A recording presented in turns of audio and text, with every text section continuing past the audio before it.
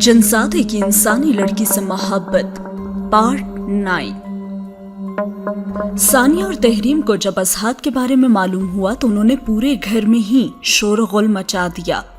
ثانیہ اور تحریم حجاب اور صباحت سے طرح طرح کے سوال کرنے لگی اور ثانیہ تو کسی بھی طرح ماننے کو یہ بات تیار ہی نہیں تھی۔ ایک شخص پین گیسٹ بن کے ہمارے ساتھ رہتا ہے اور آپ کہتی ہیں کہ وہ ایک آسیب تھا جو کہ انسانی شکل میں ہمارے ساتھ رہتا رہا ہے۔ اور تحریم نے بھی ثانیہ کی بات کی تردید کی۔ ہاں نا اماں، ایسا بھی تو ہو سکتا ہے کہ مزار میں جو کچھ بھی ہوا وہ سب آپ ہی کی امیجنیشنز میں ہو، شاید حجاب جاگتے میں خواب دیکھنے لگ گئی ہو۔ اور صباحت سختی سے بولی، حجاب جاگنے میں خواب دیکھ سکتی ہے لیکن میں تو جاگنے میں خواب نہیں دیکھ سکتی نا۔ جو کچھ تمہیں ازہاد کے بارے میں معلوم ہوا ہے وہ سب ٹھیک ہے۔ جب تک میں اس مسئلے کا توڑ نہیں کر لیتی کوئی اس موضوع پر دوبارہ بات نہیں کرے گا۔ اور سنو، میں ازہاد کے کمرے پر تالا چڑھا رہی ہوں اور کوئی بھی اس کمرے کے آس پاس بھی نہ بھٹکے۔ تم تینوں بہنیں اب ایک ہی کمرے میں رہنا۔ اور تحریم کی تو سانس ہی اٹک گئی اور اس کی آنکھیں خوف سے پھیلنے لگیں۔ اماں مجھے تو بہت ڈر لگ رہا ہے۔ اور صباحت نے تحریم کے بالوں کو سہلایا اور کہا، حوصلہ رکھو، کچھ نہیں ہوتا۔ پھر رات کو صباحت بیٹیوں کے ساتھ ہی لیٹ گئی۔ آج رات کے سناٹے میں خوف اور دہشت کے اوہام سمٹ آئے تھے۔ اس رات کا ہر پل آنے والے اگلے پل سے زیادہ خوف زدہ تھا۔ نہ جانے کب کیا ہو جائے۔ اور صباحت تو خدا کے کلام کی ڈوری مضبوطی سے تھامے تسبیح کا ورد کر رہی تھیں۔ بظاہر وہ تینوں بیٹیوں نے آنکھیں بند کی ہوئی تھیں لیکن نیند ان آنکھوں سے کوسوں دور تھی۔ اور نصف رات میں صباحت اور ثانیہ اور تحریم سو گئیں، لیکن حجاب ٹکٹکی باندھے چھت کو گھورتی رہی۔ اس کے ساتھ جو کچھ ہوا تھا وہ سب کچھ بھول نہیں پا رہی تھی۔ ازہاد کا تصور اس کی دوسری ساری سوچوں پر محیط تھا۔ اس کی دوستی کے پل اسے یاد آئے تو اس خوبصورت تصور میں وہ مسکرانے لگتی۔ اپنے خیالوں کے اس شہزادے کو جب فقیروں کے روپ میں مزار پر دیکھتی تو دل میں آتا کہ زمانے بھر کی خوشیاں اس کے کشکول میں ڈال دوں، لیکن پھر اچانک اس کے آسیب ہونے کے خیال سے حجاب ہڑبڑا کے خوف سے اٹھ بیٹھتی اور اس کا چہرہ پسینے سے تر تھا۔ اور اس نے اٹھ کر پانی پیا تو دیکھا کہ صباحت اور اس کی بہنیں گہری نیند سو رہی تھیں۔ وہ دوبارہ بستر پر دراز ہونے لگی تو بلی کی آواز اس کی سماعت سے ٹکرائی اور اس نے سوچا کہ کہیں کچن کا دروازہ کھلا تو نہیں رہ گیا۔ وہ بستر سے اٹھ کر کچن کی طرف بڑھی۔ کچن کا دروازہ بند تھا۔ اس نے کچن کی کھڑکی کھول کے باہر جھانکا تو ایک بار تو اس کا دل زور سے دھڑکا۔ ایک سیاہ بلا ازہاد کے کمرے کے دروازے کے پاس بیٹھا ہوا تھا اور وہ کمرے کی کھڑکی کی طرف گیا تو کھڑکی خود بخود کھل گئی اور وہ اندر کود پڑا۔ اور حجاب نے جھٹ سے کچن کی کھڑکی بند کر دی اور بھاگ کے بستر میں گھس گئی۔ پھر اگلی صبح جو ہی ثانیہ اور تحریم کالج گئیں اور صباحت حجاب کو لے کر پیر سبحان کے پاس چلی گئی۔ پیر سبحان کا گھر ڈھونڈتے ڈھونڈتے صباحت انتہائی پرانے طرز کے گھروں کی گلی میں داخل ہو گئی اور ہر گھر ہی دیکھنے میں کھنڈر معلوم ہو رہا تھا۔ صباحت ایسے ہی کھنڈر نما گھر کے آگے کھڑی ہو گئی۔ سامنے ہی صحن میں زمین پر بچھی دریوں پر بہت سی عورتیں بیٹھی ہوئی تھیں۔ صباحت اور حجاب بھی تنگ سی گلی سے گزر کر صحن میں داخل ہو گئی۔ سامنے ہی دیوان پر پیر سبحان برا جمع تھے۔ پیر سبحان نے صباحت کی طرف دیکھا تو اسے آگے اپنے قریب بیٹھنے کا اشارہ کیا۔ پھر وہ دونوں پیر سبحان کے قریب جا کر بیٹھ گئیں اور پیر صاحب کو سلام کیا۔ پیر صاحب نے گہری نظر سے صباحت کے پریشان چہرے کی طرف دیکھا اور اس سے پوچھا، کیا پریشانی ہے؟ اور صباحت نے اپنے ہاتھ آپس میں جوڑ لیے اور کہا، سائیں ہم نہ سمجھ لوگوں کو معاف کر دیں۔ اس دن قبرستان میں ہم آپ کی بات نہیں سمجھ پائے تھے، آپ تو بہت پہنچے ہوئے ہیں۔ آپ ہمیں بتا دیتے نا کہ ازہاد ایک آسیب ہے۔ اور پیر سبحان نے تسبیح گھماتے ہوئے تحمل سے کہا، جب آپ کو اس کی طرف سے کوئی پریشانی نہیں تھی تو ہم نے بھی بتانا مناسب نہیں سمجھا۔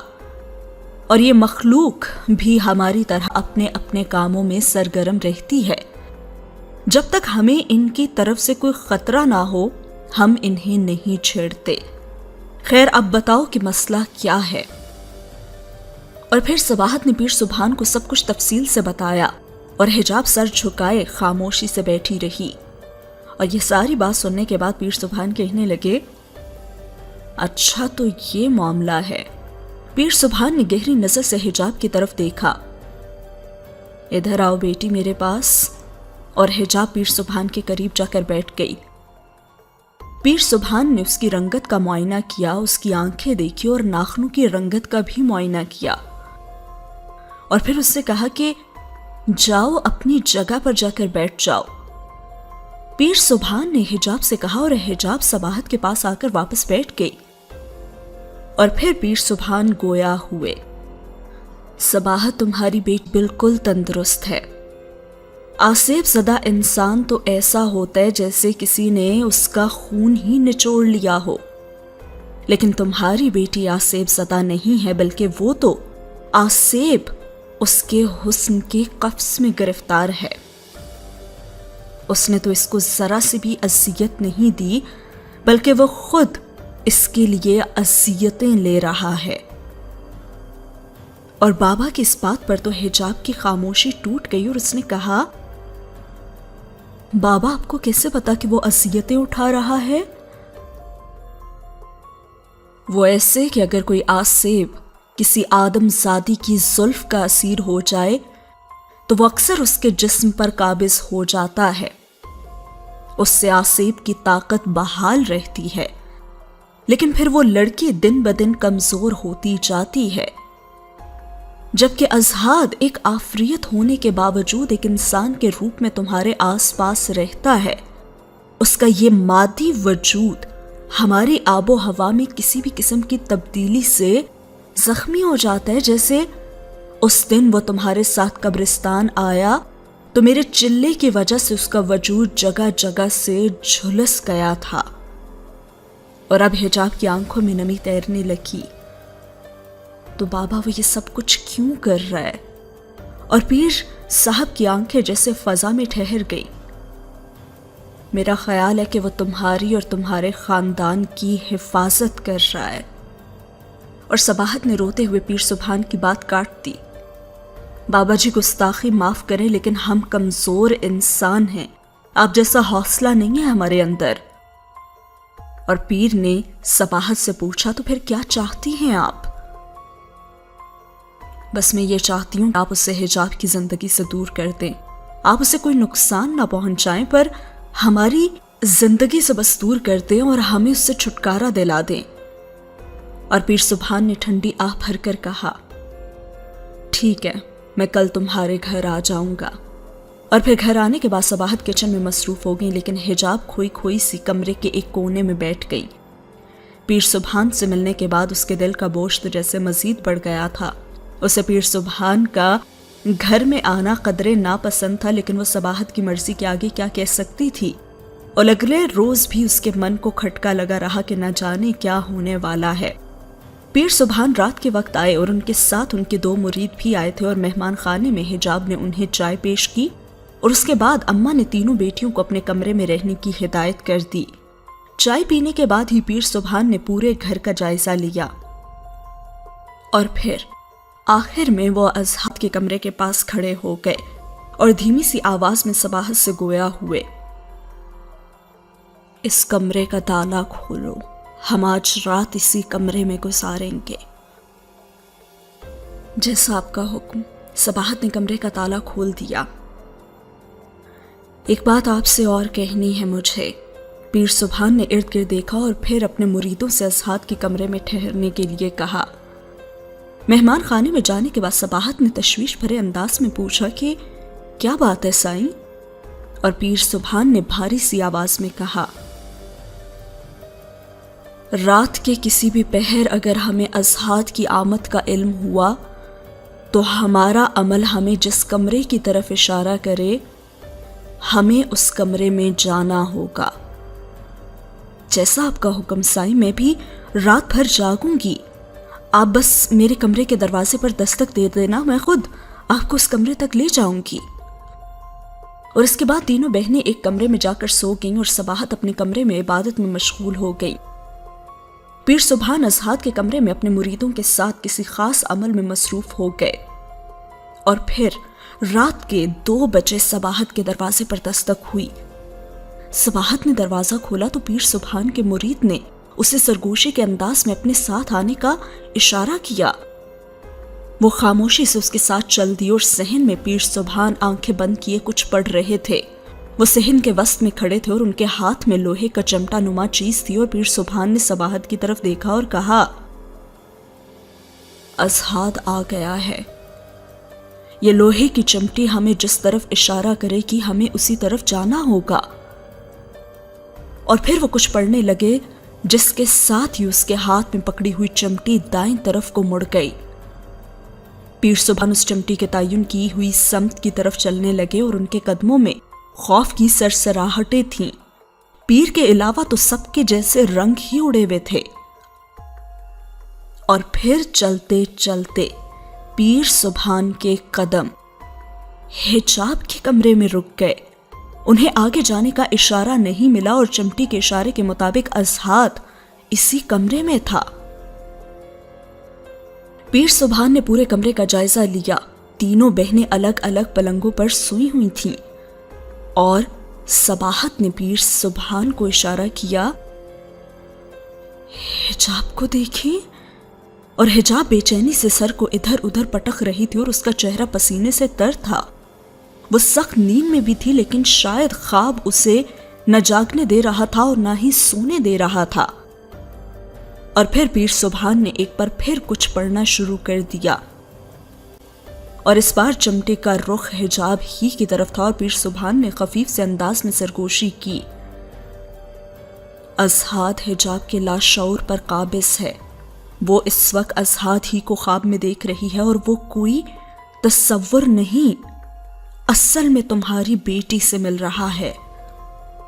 اور یہ کہہ کر پیر نے لوہے کی چمٹی حجاب کے پیشانی پر رکھ دی۔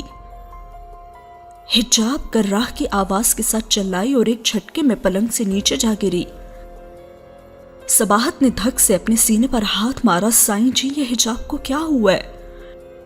اور سائیں نے اپنے ہونٹوں پر انگش رکھتے ہوئے سے چپ رہنے کا اشارہ کیا، اور حجاب پیر سبحان کی طرف کھا جانے والی نظروں سے دیکھ رہی تھی۔ اب سائیں بھی زمین پر حجاب کے قریب بیٹھ گیا، اور حجاب کے چہرے کا تاثر تو ایک دم ہی بدل گیا تھا، اور اس کی سانس کی آواز کافی بلند ہو گئی تھی، جس پر 2 طرح کی آوازیں تھیں۔ پھر پیر سبحان نے اس کے قریب جا کر اس سے پوچھا، کون ہو تم؟ اور حجاب پیر سبحان کو گھورے جا رہی تھی اور اس نے کوئی جواب نہ دیا۔ پیر سبحان ایک بار پھر گرجدار آواز میں چلائے، میں پوچھ رہا ہوں کہ کون ہو تم؟ اور حجاب مردانہ آواز میں بولی اور اس نے کہا، ازہاد۔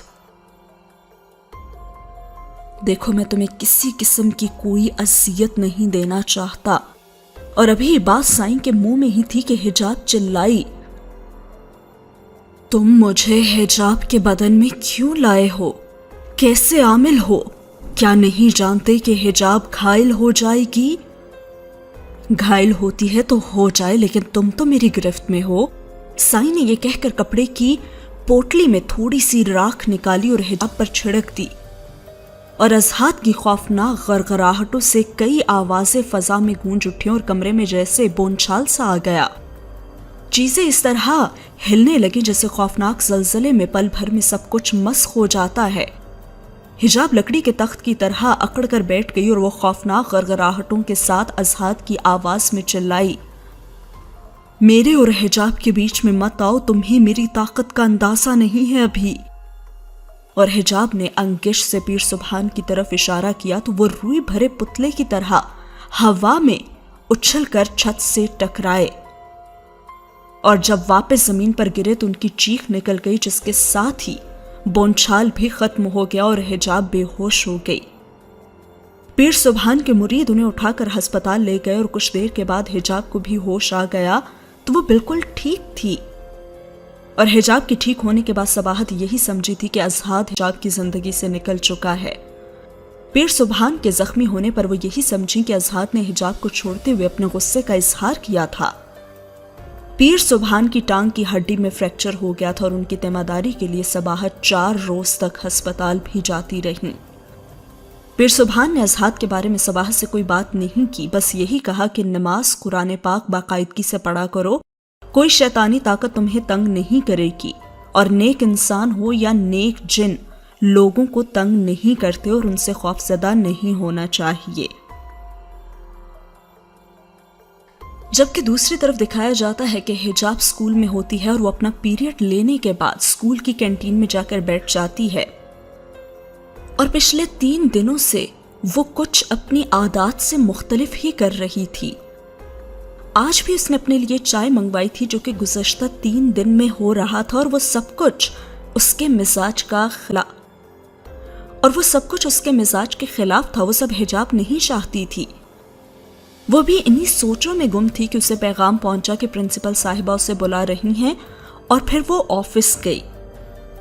پرنسپل صاحبہ نے اسے خوشخبری سنائی کہ وہ ایک عام ٹیچر سے وائس پرنسپل بن گئی تھی، اور تنخواہ بھی اس کی اچھی بھلی بڑھ گئی تھی، اور یہ خبر سنتے حجاب اپنی ساری پریشانی جیسے بھول ہی گئی۔ تمہاری یہ ترقی مبارک ہو، لیکن ہمیں افسوس ہے کہ ہم ایک اچھی ٹیچر سے محروم ہو گئے ہیں۔ خیر، تمہاری ٹرانسفر بھلوال ہو گئی ہے، اسکول کے ہاسٹل میں تمہاری رہائش کا بندوبست بھی ہے وہاں۔ پرنسپل نے ٹرانسفر لیٹر حجاب کی طرف بڑھایا۔ حجاب نے ٹرانسفر لیٹر تو لے لیا اور پھر جیسے دوبارہ سے سوچوں میں ڈوب گئی۔ چہرے پر پھیلی ہوئی مسکان ایک ہی ساتھ میں غائب ہو گئی۔ پرنسپل نے گہری نظر سے حجاب کی طرف دیکھا اور کہا، مس حجاب، آپ کسی سوچ میں پڑ گئی ہیں؟ اگر آپ چاہیں تو وہاں کوئی کرائے کا گھر بھی لے کر اپنی فیملی کے ساتھ آپ رہ سکتی ہیں، اور اگر آپ ہاسٹل میں ہی رہیں تو اپنی تنخواہ سے آپ اپنی فیملی کے لیے بہت کچھ کر سکتی ہیں۔ لیکن حجاب کو اپنی فیملی سے دور جانے کا دکھ ترقی کی خوشی سے کہیں زیادہ تھا، اور وہ خاموشی سے آفس سے چلی گئی۔ دوپہر کھانے پر اپنے گھر والوں کو جب حجاب نے اپنی ترقی اور ٹرانسفر کے بارے میں بتایا تو ثانیہ اور تحریم تمہاری خوشی سے جھومی اٹھی، اور تحریم نے بامشکل ہی نوالا اندر کیا۔ واہ آپی، اب تو چھوٹی چھوٹی چیزوں کے لیے ترسنا بھی نہیں پڑے گا نا؟ ثانیہ بلا تامل بولی۔ میں تو نا آپی سے گولڈ کا سیٹ لوں گی۔ اور صباحت کا تو دل جیسے کسی نے مٹھی میں ہی لے لیا تھا، اور وہ بھرائی ہوئی آواز میں بولی، تم دونوں کیا پاگل ہو گئی ہو؟ یہ خیال نہیں آیا کہ تم دونوں کو کہ حجاب ہم سب سے کتنی دور چلی جائے گی؟ بس کوئی ضرورت نہیں ہے ہمیں ایسے پیسوں کی، سنا؟ اور حجاب نے صباحت کا ہاتھ تھاما اور کہا، اماں میری خوشی کے لیے مان جائیں، ایسا موقع بار بار تو نہیں ملتا نا، اور ثانیہ کی شادی بھی تو کرنی ہے۔ لیکن بیٹا پھر بھی، صباحت کے منہ میں ہی بات رہ گئی، اور حجاب نے صباحت کے گلے میں باہیں حائل کر لی۔ حجاب نے اپنا فیصلہ نہیں بدلا اور وہ بھلوال کے گرلز ہاسٹل میں شفٹ ہو گئی۔ ان 3 مہینوں میں جیسے بہت کچھ بدل گیا تھا۔ اس کے مزاج کی سنجیدگی زندگی کے ہر پہلو پہ جیسے چھا گئی تھی۔ زندگی کی رعنائیوں اور خوشیوں سے جیسے اس کا واسطہ ہی ٹوٹ گیا تھا۔ وہ خاموشی سے کسی مشین کی طرح کام میں لگی رہتی، اور گھر والوں سے رابطے کے لیے اس نے سستا سا موبائل بھی خرید لیا تھا۔ گھر والوں سے دور جانے کے بعد اسے احساس ہوا کہ صرف صباحت ہی تھی جسے اس کی فکر تھی۔ ثانیہ اور تحریم تو شاذ و نادر ہی اسے فون کیا کرتی تھیں۔ حجاب اپنی بے رونق اور مصروف زندگی سے نکل کر چھٹی پر گھر جاتی تو ثانیہ اور تحریم اسے کسی نہ کسی بات پر ناراض ہی ملتی، اور یہ سوچ کسی ناسور کی طرح اسے اندر ہی اندر کھاتی رہتی کہ دکان کی آمد اور اس کی تنخواہ میں بھی گھر کا گزارا اب نہیں ہو رہا تھا، اور گھر والے مطمئن نہیں ہیں تو انہیں خوش کرنے کے لیے وہ بیچاری کرے تو کیا کرے۔ صباحت نے ساتھ ہی ساتھ ثانیہ کی شادی کی تیاریاں بھی شروع کر دی تھیں، اور وہ اپنے گھر سے غموں کا ڈھیر سارا بوجھ اٹھائے واپس آ جاتی تھی۔ ایک دن وہ ہاسٹل میں ہی تھی اور رات کے 10 بج رہے تھے اور پورے ہاسٹل میں ہی سناٹا چھایا ہوا تھا۔ حجاب اپنے کمرے کی کھڑکی سے باہر لان کا نظارہ کر رہی تھی، اور باہر کے مہینے کے دل فریب ہواؤں کے جھونکے اس کے چہرے کو چھو کے گزرتے تو وہ آنکھیں بند کر کے کہیں کھو ہی جاتی۔ آخر اس سے رہا نہ گیا اور اس نے اپنے ساتھ والے کمرے میں رہنے والی ٹیچر کو SMS کیا کہ واک کرتے ہیں۔ SMS پڑھ کر وہ ٹیچر باہر آ گئی۔ बहुत अच्छा किया, मैं तो खुद भी सोच रही थी कि वॉक करूं और इतने में देखो तुम्हारा मैसेज भी आ गया। रुबीना ने मुस्कुराते हुए कहा और हिजाब ने एक लंबा सांस खींचा। मुझे तो ये मौसम बहुत पसंद है। और दोनों सहेलियां वॉक करने लगी। बहुत अच्छा लग रहा था। रुबीना थोड़ा और चल पाई थी कि उनका फोन आ गया और वो फोन सुनने के लिए रुक गई। हिजाब रुबीना से बातें करती रही और फिर उसने जवाब ना पाकर पीछे पलट कर देखा तो रुबीना तो उससे चंद कदम पीछे ही थी। और हिजाब ने उसका हाथ पकड़कर उसे आगे की तरफ खींचा और फिर वो दोनों हम कदम हो गईं। दूर दूर तक उन दोनों के अलावा और कोई भी नहीं था वहां पे। हशरात की सीटी नुमा आवाजों ने खामोशी का एहसास जैसे बढ़ा दिया था। और फिर चंबेली के फूलों के पास पहुंचकर हिजाब के कदम बेख्तियार रुक गए। लगता है तुम्हें चंबेली के फूल बहुत पसंद हैं। रुबीना ने फूलों को छुआ और हिजाब की कमानदार भवें एक लहजे के लिए सुकड़ गई। तीखी गहरी आंखें किसी याद के झरोकों में जैसे खोने लगी। हमारे पुराने घर में चंबेली के फूलों के बहुत से पौधे थे। अच्छा, और ऐसा क्या था तुम्हारे पुराने घर में जो तुम भूल नहीं सकी? रुबीना ने पुरानी यादों को फिर से कुरेदा। उस घर में ढेर सारा सुकून था और बहुत सारी खुशियां जो शायद उसी घर में रह गई हैं। और हिजाब का बेख्याली में लोहे की तार पर हाथ लग गया और उसके मुंह से सी की आवाज निकली। हिजाब, इधर सामने जाते हैं ना? रुबीना ने सामने वसीउ अरीस खुले मैदान की तरफ इशारा किया और हिजाब ने ताज्जुब से रुबीना की तरफ देखा। लेकिन वहां तो खारदार झाड़ियां, ऐसी बयाबान जगह पर मुझे तो खौफ आता है। और ये कहकर उसने झुरझुरी भी ली और रुबीना ने हिजाब की खामोश आंखों में झांका, जिसके अंदर सन्नाटे हों से बाहर के सन्नाटों का क्या खौफ। और हिजाब को रुबीना का लहजा कदरे बदला बदला लगा और उसने कहा, क्या मतलब है? अरे कुछ नहीं, आओ चलते हैं। और हिजाब को रुबीना का हाथ किसी मर्द जैसा हाथ लगा। वो धीरे धीरे चलती हुई रुबीना के साथ खारदार झाड़ियों की तरफ चली गई और वो दोनों खारदार झाड़ियों पर पांव रखकर एक दूसरे का हाथ थामे आगे बढ़ ही रही थीं।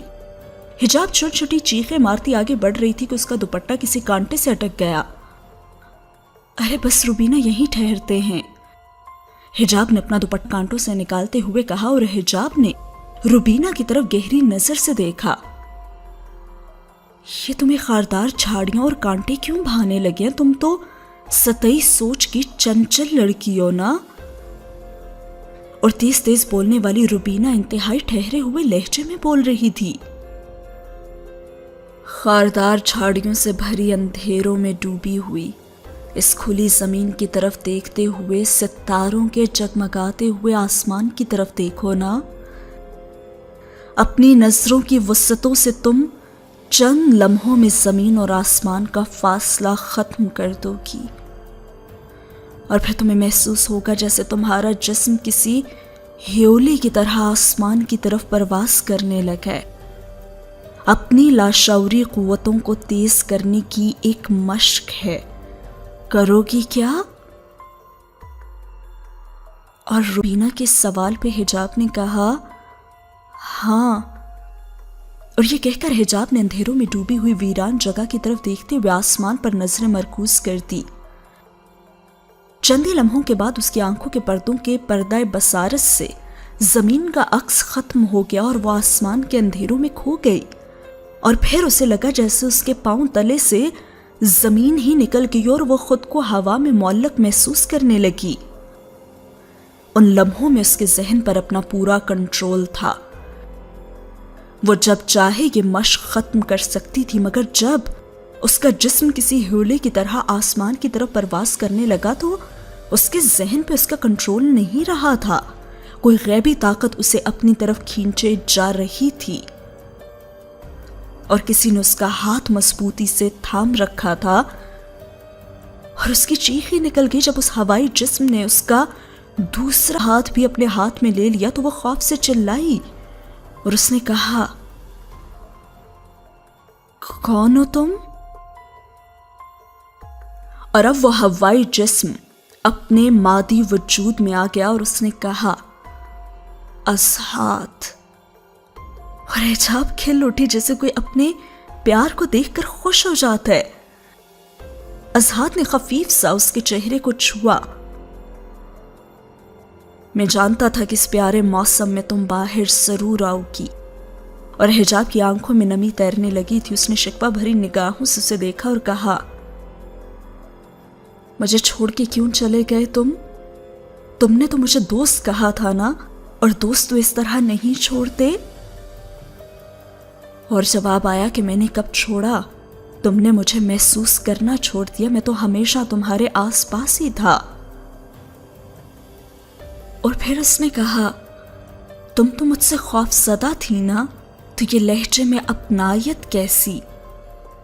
हिजाब ने अपनी जुबान को दिल की तर्जुमानी करने से नहीं रोका और वो बेख्तियार बोल उठी, पता नहीं असहाद, लेकिन तुम्हारे जाने के बाद मुझे यूं महसूस होने लगा कि कोई गमगुसार अजीज दोस्त मुझसे जुदा हो गया है। तुम यकीन करो, मैं पीर सुबहान को बुलाना ही नहीं चाहती थी। और असहाद ने हिजाब को खामोश होने के लिए कहा, मैं सब जानता हूं, मेरी असलियत जाहिर होने से तुम्हें किस कदर अज़ियत से गुजरना पड़ा। कोई मुझे तुमसे दूर करने के लिए तुम्हें नुकसान पहुंचा सकता है, और अब मुझे बहुत मोहतात रहना होगा। तुम्हें जब भी मेरी जरूरत हो बस दिल में याद करना, तो मैं आ जाऊंगा, जैसे तुमने अपने पुराने घर के साथ मुझे भी याद किया था। और हिजाब के लबों पर मुस्कुराहट बिखर गई। असहाद ने चंद सातों के लिए अपनी आंखें बंद की और फिर खोल ली। तुम्हें अब वापस जाना है। तुम्हारी सहेली रुबीना तुम्हें ढूंढ रही है, और तुम्हें बहुत तरक्की मुबारक हो। मैं तुम्हारे लिए तोहफा लाया हूं। और यह कहकर असहाद ने नगीनों से जुड़ा सोने का कड़ा हिजाब के बाजू पर पहना दिया, और हिजाब पर एकदम खुशी ही तारी हो गई। और वह कब नींद की आगोश में चली गई उसे इल्म ही ना हुआ।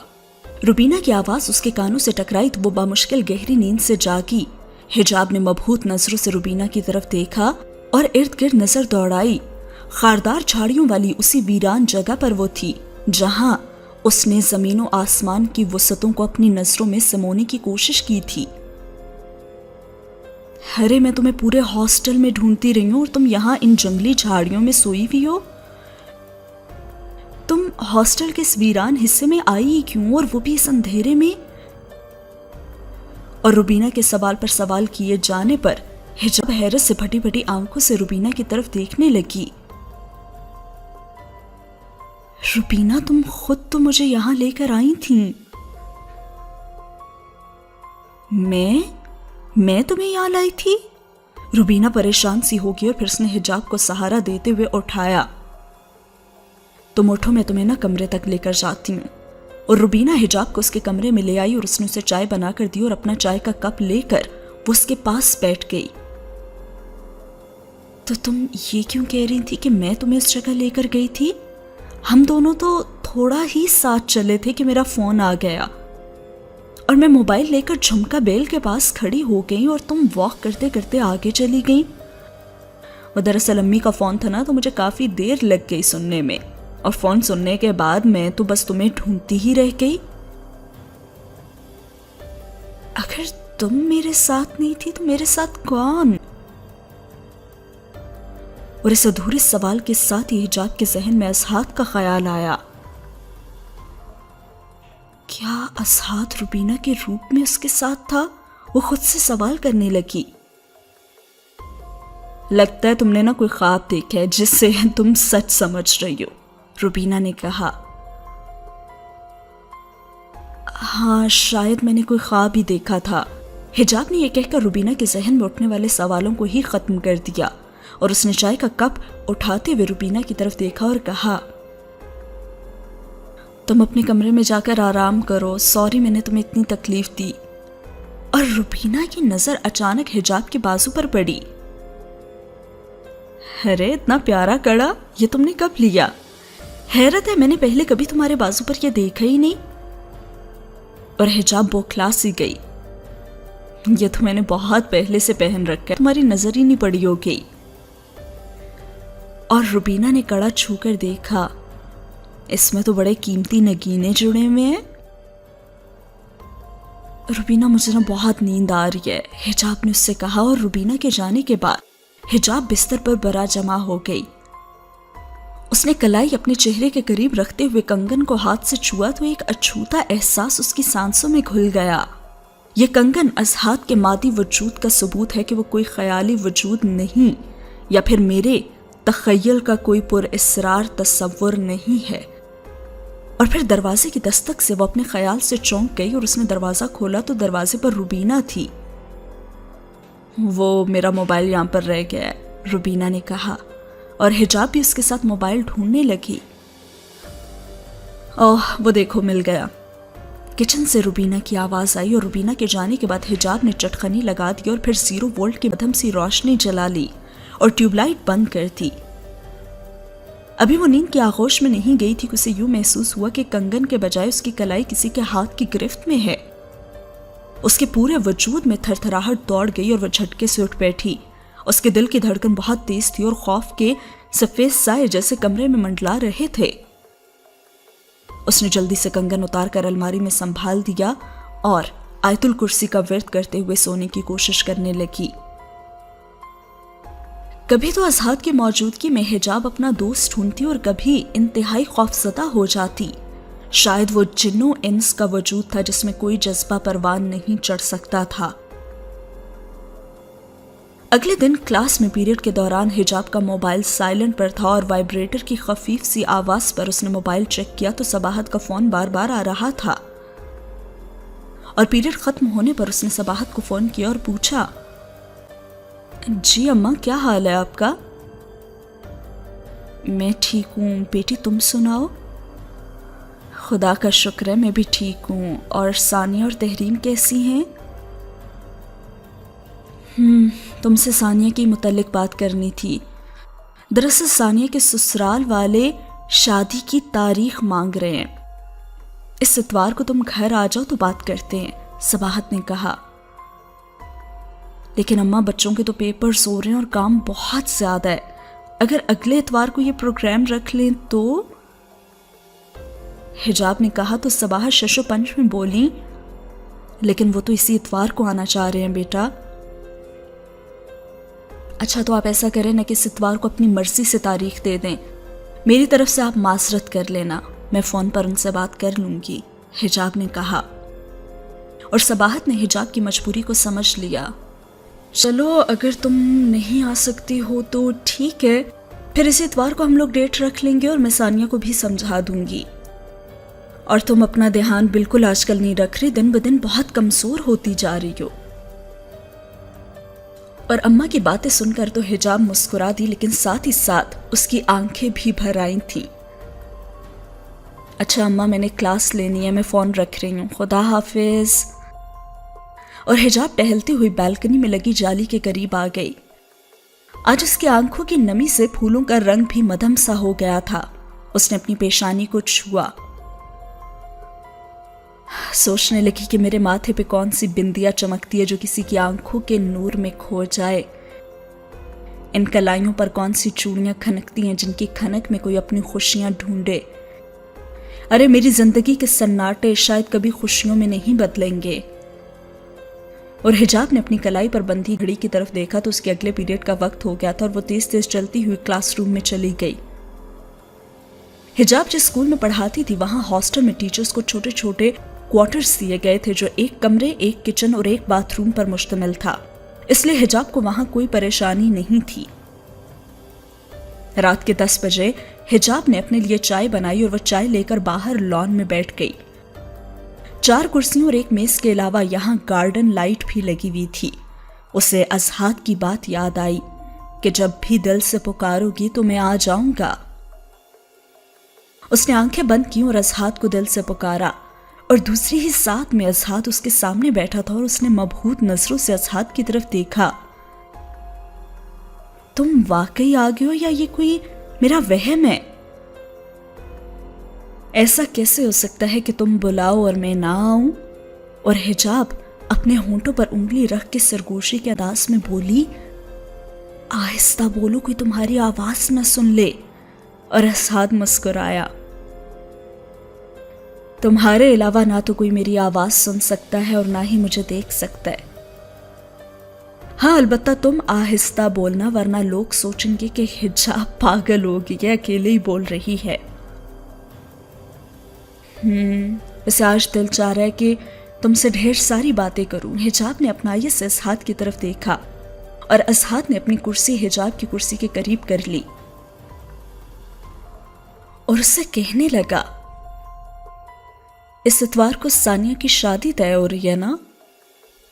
اور حجاب نے اس سے پوچھا، تمہیں کیسے معلوم؟ مجھے کیسے معلوم ہوا یہ چھوڑو، لیکن مجھے یہ بتاؤ کہ تم کیوں نہیں جا رہی؟ اسعد نے پوچھا، اور اسعد کے سوال پر تو حجاب سوچ میں ہی پڑ گئی۔